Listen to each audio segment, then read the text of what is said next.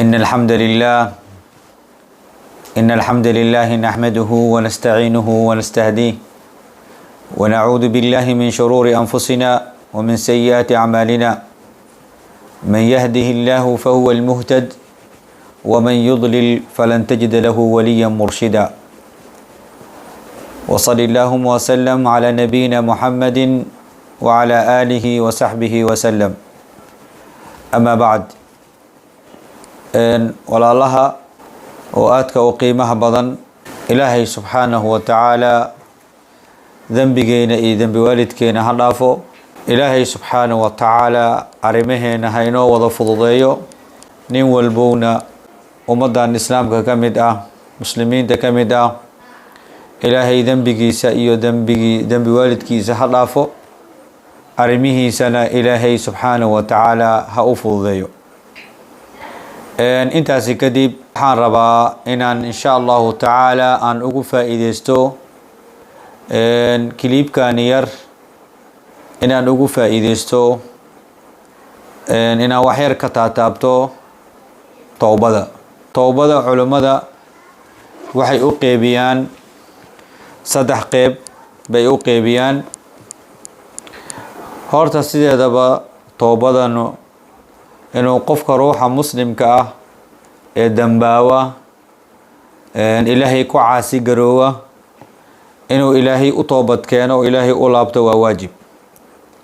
dembi walba uu ku jiro, macasi walba uu ku jiro, waa inuu ilaahay ugu toobad keenaa subxaanahu wa tacaala. marka toobada waxay u dhexaysaa oo laga toobad keenayo qofka uu ka toobkeenayo ilaahay dembi uu ka galay, thumma dembi uu ka galay bani aadamka uu dunuubta uu ka galay, khaladaadka uu ka galay, inuu ayagana uu cafis ka dalbado oo ugu laabto. marka waxay u dhigmataa wax qofka uu ka toobad keenayo gaf ilaahay uu ka galay iyo gaf xaq bani aadam uu galay. markii gafka uu yahay gaf uu qofkan ilaahay uu ka galay uu yahay, ay macsiya tahay, ay xumaan tahay, oo dembi oo isku soo duuduub uu yahay ilaahay uu ka galay, saddex bay culimmada u qeybiyaan. saddex arrin inuu qofkii la yimaado oo ilaahay u toobad keenayo inuu saddex arrin la yimaado. hadduu saddexdaas arrin la yimaado toobadiisa waxay noqonaysaa toobad la aqbalay. haddii saddexdaasi mid ka mid ah uu la imaan waayo toobadiisa waxay noqonaysaa toobad aan la aqbalin oo wax ay ka dhiman tahay. midda koowaad oo qofka toobad keenaya loogu baahan yahay waxay tahay inuu ka dhex baxo wixii dembi ahaa oo macsiya ahaa oo gaf ahaa oo xumaan ahaa uu ku dhex jiray. ruuxa toobad keenaya waa inuu ka dhex baxaa xumaantii uu ku dhex jiray. horta marka ugu horeysa waa inuu ka dhex baxaa. tan labaad waa inuu ka shalaayaa, uu ka qoomameeyaa xumaantii iyo dembigii iyo macsidii uu ku dhex jiray, waa inuu ka shalaayaa, uu ka qoomameeyaa. waa midda labaad. midda saddexaadna inuu go-aan qaato uusan xumaantaasi iyo gafkaasi iyo macsiyadaasi inuusan dib dambe ugu laabanaynin, waa inuu go-aan qaataa. haddii ninkii uu yidhaahdo waa toobad keenay, welina macsiyadii uu wado, waa toobad keenay uu leeyahay, uusan ka shalaynaynin, uusan ka qoomameynaynin wixii uu ka dhacay ama dembiyadii ka dhaceen ama macsiyadii xumaantii ka dhacday, uusan ka qoomameynaynin, maxaan ku idhaahdaa uusanna go-aan qaadanaynin inuu macsiyadan daynayo, kadibna hadduu yidhahdo waan toobad keenay, toobadiisa lama aqbalayo. ilaahay subxaanahu wa tacaala ninkaasi toobada kama aqbalayo. marka toobada oo qofkii ilaahay uu ka galay oo ilaahay subxaanahu wa tacaala gaf uu ka galay ay tahay, waxay u baahan tahay shakhsigaasi inuu saddexdaas shuruud la yimaado. saddexdaas shuruud hadduu la yimaado insha allahu tacaala ilaahay wuu ka aqbalayaa toobadiisa. laakiin hadduusan la imaanin ilaahay subxaanahu wa tacaala kama aqbalayo. hadday toobadii ay tahay toobad dembi uu ka galay bani aadamka, dembi uu ka galay hadday tahay shakhsigan toobad keenayo dembigii wuxuu ka galay waa xaq bani aadam. xaqi bani aadamka hadduu yahay afar qeyb baa loo qeybiyaa oo afar qeyb baa loo qeybiyaa. waa inuu qofkii uu ka galay xaqa uu ka galay ama xoolihiisa hadday xoolo tahay oo xoolihii uu ka qaatay waa inuu u celiyaa xoolihii, inuu u celiyaa xoolihii uu ka qaatay. hadday xoolo tahay waa inuu u celiyaa. hadday tahayna inuu caayay ama u gafay qadaf uu ku sameeyey iyo wixii la mid ahna waa inuu ka xalaaloowaa oona weydiistaa cafis uu weydiistaa. haddii ay tahay inuu xantay sidoo kale waa inuu cafis weydiistaa. waa inuu cafis weydiistaa yidhah walaalow aniga waan ku xantay wax baan kaa sheegay iska cafi. qadafkana waa inaad been ka sheegtid oo qofkii wax uusan ahayn inaad ku tuhunto oo ku sheegto. ayadana waa markii aad ogaatid ama aad toobad keenaysid waa inaad dhahdaa walaalow aniga dhibkaas baan kuu geystay ama beentaas un baan kaa sheegay ama waxaan ku idhahdaa waxba adig aadan ahayn baan kugu tilmaamay walaalkayga muslimka ahow ee cafi. waa inuu dhahaa qofkii uu ka xalaaloowa. inuu ninkii u tagtid aad cafis weydiisatid ayaa laga rabaa. inaad qofkii waxaa waajib ku ah toobad keenayo dunuubta uu galay oo dhan inuu ilaahay ugu toobad keeno oo ilaahay subxaanahu wa tacaala uu weydiisto inuu ilaahay subxaanahu wa tacaala u dembi dhaafo toobadiisana uu ka aqbalo.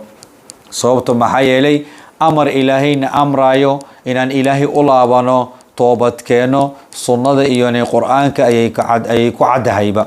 ilaahay uu leeyahay suuratu nuur watuubuu ila allahi jamiican ayuha almu'minuuna lacalakum tuflixuun. dhammaantiina sa wada dhantihiin mu'miniinay ilaahay u toobad keena waxaad mudan tihiin inaad liibaantaan. waxaa laga yaabaa ama waxaad mudan tihiinba inaad liibaantaan. marka toobada markaad qofka ilaahay u toobad keeno waxay sababaysaa inuu liibaano guul iyo cizi iyo sharaf inuu gaaro. ilaahayna wuxuu leeyahay istakfiruu rabbakum thumma tuubuu ilay. ilaahay subxaanahu wa tacaala istakfiruu rabbakum thumma tuubuu ilay. ilaahay dembi dhaaf weydiista kadibna u laabta ilaahay subxaanahu wa tacaala. sidoo kale ilaahay wuxuu leeyahay yaa ayuha aladiina aamanuu tuubuu ila allahi towbatan nasuuxa. duulka iimaanka laga helayo ilaahay u toobad keena oo ilaahay u laabta towbad oo dhab ah oo xaq ah ilaahay u toobad keena. micnaheeda ma ahan inaan anaga aan idhaahdo maantay waan toobad keenay ilaahay baan u laabtay haddana beritoole meeshaad aad ka bilowdid. sidaasi ma ahan toobadkeyn. maanta inaad dhahdo waan toobad keenay beri haddana macsiyadii xumaantii aad ku laabato dadkii aad caynaysay dadkaad beenta ka sheegaysay iyo xantii iyo kulli aad ku laabatid ma ahan toobadkeyn. haddaad marba toobad keentid aad ilaahay u laabatid waa inaad ka dhex baxdaa wax kasta oo xumaan ahaa iyo macsiyo ahaa iyo been ahaa. wax kasta oo dembi lagu sababayo ku sababayo baba inaad ka dhex baxdid ayaa waxay tahay towbatan nasuuxa. xadiid uu warinayo abi hurayra cabdiraxmaan bin sakhr addowsiy. xadiidkaasin waxaa soo saaray bukhaari. ayaa rasuulka wuxuu leeyahay abu hurayra uu leeyahay waxaan maqlay rasuul muxamed sala allahu calayhi wasalam yaquul asoo dhahayo wallahi inii la astakfiru allaha wa atuubu ilayhi fii yowmin akthara min 70 mara. wuxuu leeyahay abi hurayra waxaan maqlay rasuul muxamed sala allahu calayhi wasalam oo leh ayaan maqlay asigoo dhahaya ayaan maqlay wallaahi ilaahaan ku dhaartay ilaahay ayaan dembi dhaaf weydiistaa oo waa u laabtaa maalintii in ka badan 70 jeer. waa khayru khalqillaah nebi muxamed sala allahu calayhi wasalam 70 jeer in ka badan ayuu ilaahay u laabanayaa. waa nebi muxamed sal allahu alayhi wasalam. anaga maalintii imise jeer ayaan u baahan nahay intaasi in kasii laba jibaarsan ayaan u baahannahay inaan ilaahay subxaanahu wa tacaala u laabano.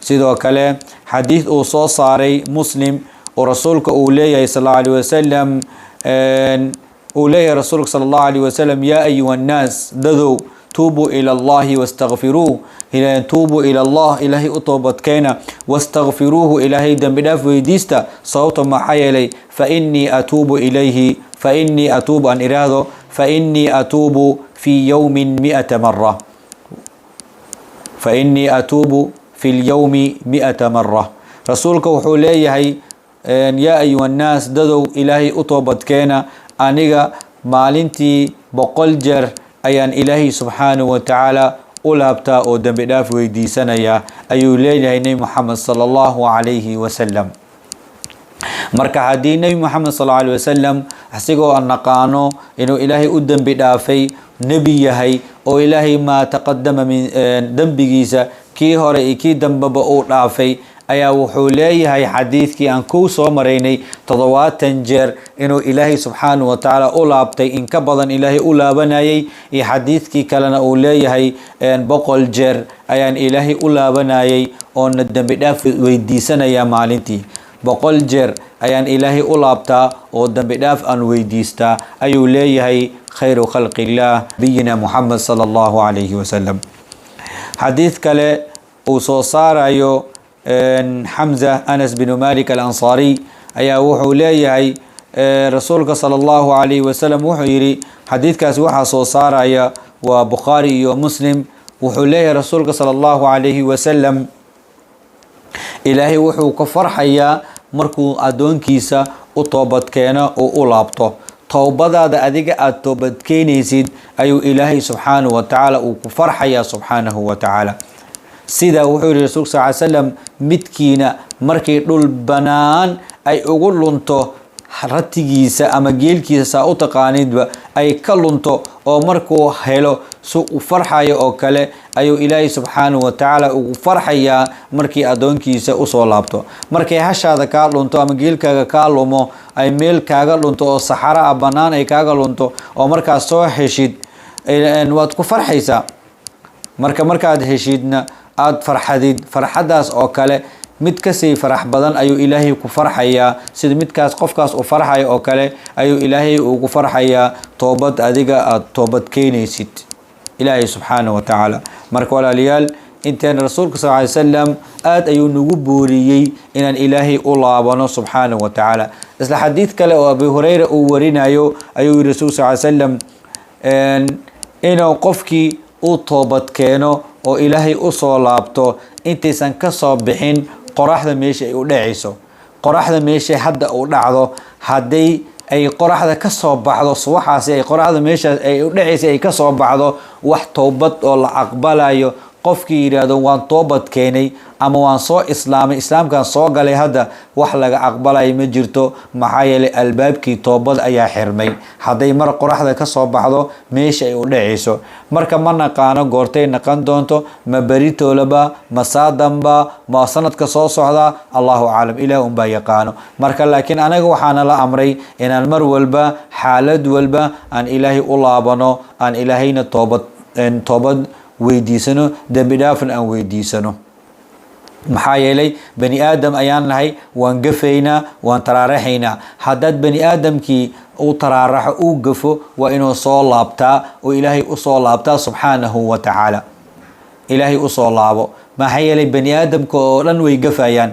laakiin waxa u khayr badan marka ay gafaan kuwa soo laabto oo ilaahay u soo laabto ayaa u khayr badan bani aadamka kuwaas ayaa u khayr badan haddaan anaga gafi lahayn aanan dembi ku dhici lahayn ilaahay subxaanahu wa tacaala waa naga bedel qaadan lahaa dad kale ayuu keeni lahaa oo gafayaan ilaahay u soo laabanayaan وإن تتولوا يستبدل قوما غيركم ثم لا يكونوا أمثالكم إلهي وأنا بدل قادن لا دد كلو كيسان لها وأنا أوكل أنا أهين ذنبي كل عاية هذا إلهي الله بنايا مرك ولا ليال إن شاء الله تعالى أن وحيالا أن كل حجرنو xumaantaha macsiyadaha beentaha khiyaanadaha dhibkaha aan ka dhaxbaxno oo ilaahay aan u toobad keeno ilaahay aan u laabano manaqaano waqtiga aan dhiman doono manaqaano waqtiga toobadina la aqbali doono qof walbo inuu u istaago oo ilaahay uu weydiisto inuu ilaahay ka aqbalo toobadiisa inuu ilaahay subxaanahu wa tacaala ka aqbalo